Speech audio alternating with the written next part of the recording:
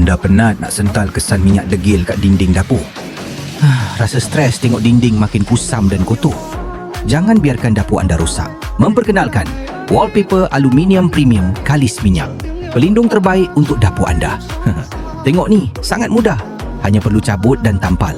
Anda boleh buat sendiri dalam beberapa minit saja tanpa bantuan tukang. Diperbuat daripada aluminium grade tinggi, ia 100% tahan panas dan kalis air. Minyak terpercik, sos tertumpah, sekali lap je terus kilat. Ia tahan lama, nampak mewah dan sangat sesuai untuk dinding, kabinet mahupun laci. Berikan dapur anda wajah baru dengan bajet rendah. Promosi hebat di Malaysia.